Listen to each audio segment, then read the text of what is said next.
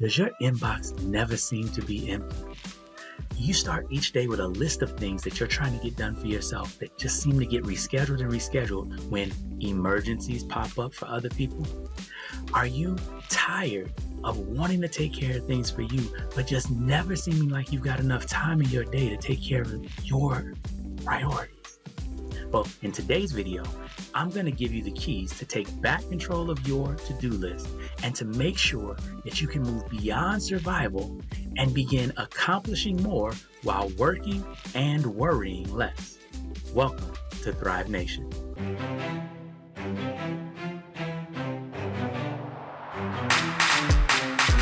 Hey, everybody. Welcome back to Thrive Nation. So excited to have you all here. I'm looking a little bit dapper today. Just got finished doing a photo shoot and wanted to come back. Didn't even change out. I wanted to get right into the lab and start putting this information out for you because I wanted to talk to you today because I know so many of you all are drowning in your to-do list. And I know how that feels. I had one of my clients that came to me. When she came to me, one of the things that she was struggling with was the fact that she was successful. She had done all the things that she wanted to do. She was getting, right? She had 4 kids that had gone to college. One of her children was a doctor. Another one had a master's degree. She had put her energy and her time into her children. She had put her energy and her time into her employers. She had actually done well. But what she was dealing with was that while she was successful, she was unfulfilled. At the end of her day, she didn't feel like the time that she put in was giving her the return on investment that she wanted. She wasn't getting that feeling of feeling satisfied with all the work that she had done. And so over time, she was getting more and more jaded. She was finding it harder and harder to do the things, that were necessary. She was finding it harder and harder to make that to-do list and check those boxes. And I know that many of you all are feeling that same way. And I want you to know that in the video today, the keys that we're going to go over are how she changed her perspective, how she took back control of her to-do list, and how she wound up being able to get more done and feeling more fulfilled, more satisfied, and overall just really beginning to have a different joy for life. That's what we're going to be talking about today. And here's the first point. So the first thing that you got to get over so that you can take back control of your to-do list is to get out of the stinking thinking of the binary prism.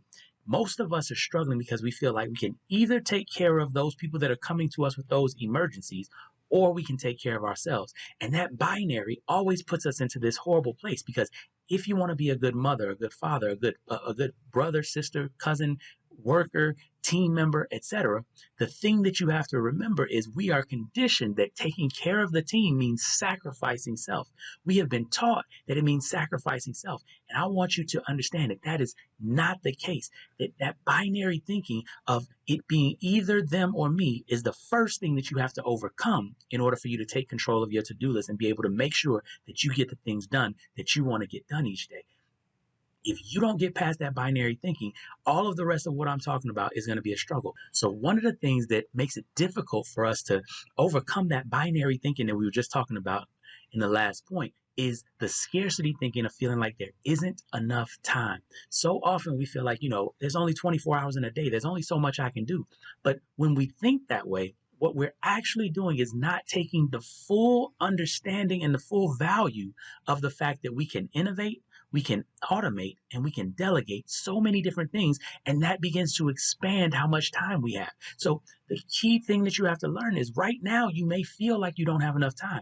But as you learn how to automate things, as you learn how to delegate things, and as you learn how to innovate the way that you do things, you then open up capacity for you to be able to do more. And therefore, this scarcity thinking is problematic because it's only thinking about the here and the right now. But understand that over time, your capacity increases. And so the time that you actually have available grows. And so one of the big things to overcoming the them or me binary thinking is understanding that we have more time than we think we do.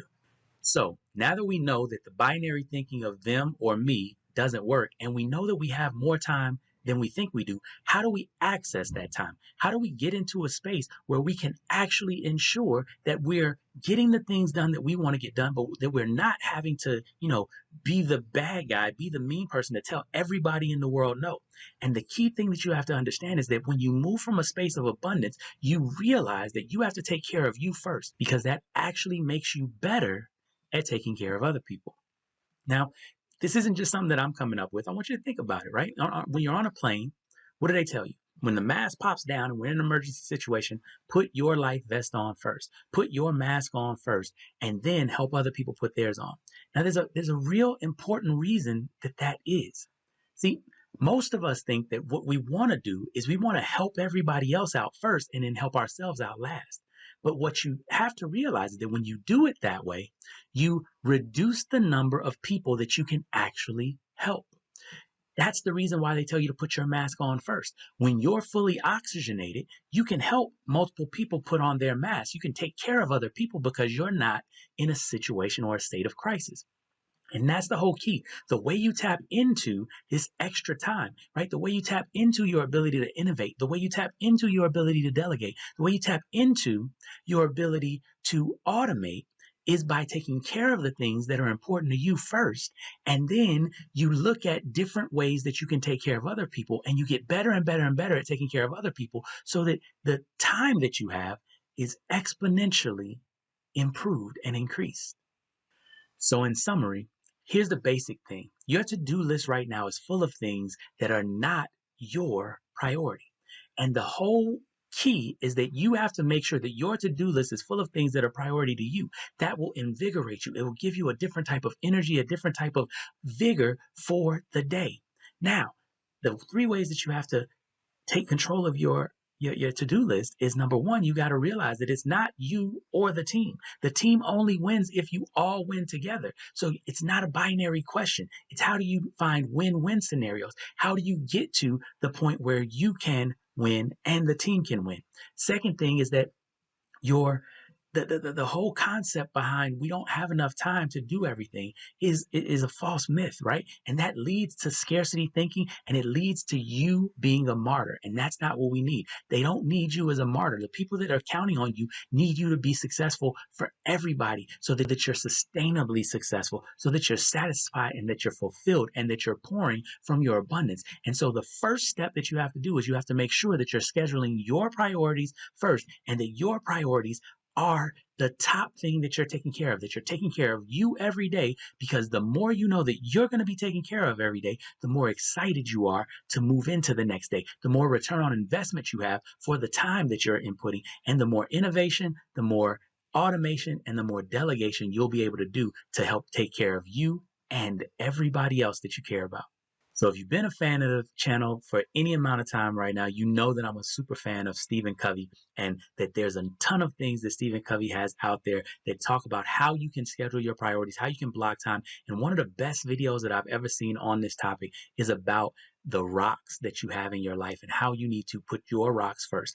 We have put this as a resource on our website so that you can go and check it out. So there's a link below in the description, and you want to go ahead and check that video out because it'll give you a sense of that whole idea of reversing scarcity, and I think you'll enjoy it. And as always, if you feel like you're getting value from these videos, please like, subscribe, and share for us. It helps us to get the message out.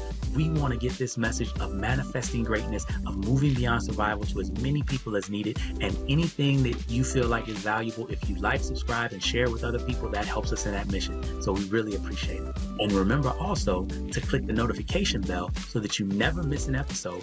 So until next time, remember, you are here for a reason. You have a purpose. You have greatness within you. So live every day like it's on purpose and in alignment with your purpose. Here's to you, manifesting your greatness and moving beyond survival to live the Thriver life. Thank you again for joining us on another edition of Thrive Nation.